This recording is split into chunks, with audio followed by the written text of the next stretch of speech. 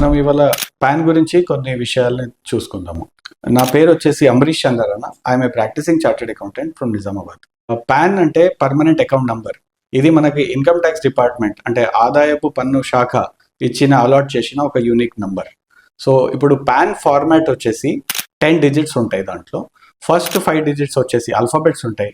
దాని తర్వాత వచ్చే 4 డిజిట్స్ వచ్చేసి నంబర్స్ ఉంటాయి. అండ్ ద లాస్ట్ డిజిట్ వచ్చేసి ఆల్ఫాబెట్ ఉంటుంది. సో ఈ 4th డిజిట్ అనేది మన కాన్స్టిట్యూషన్ని బట్టి, అంటే ఒకవేళ మీరు ఇండివిజువల్ అయితే పి, మీరు ఫర్మ్ ఉంటే పార్ట్నర్షిప్ ఫర్మ్ ఉంటే ఎఫ్, మీరు ట్రస్ట్ ఉంటే టి, మీరు కంపెనీ ఉంటే సి అనేది ఉంటుంది. అదేవిధంగా దీనికి సంబంధించిన 5th లెటర్ వచ్చేసి మీరు ఇండివిజువల్ అవుతే మీ సర్నేమ్కి సంబంధించింది ఫస్ట్ ఆల్ఫాబెట్ ఉంటుంది. అదేవిధంగా మీరు కంపెనీ కానీ పార్ట్నర్షిప్ ఫర్మ్ ఉంటే దాంట్లో మీ నేమ్లో ఉన్న ఫస్ట్ ఆల్ఫాబెట్ అనేది 5th లెటర్ అవుతుంది.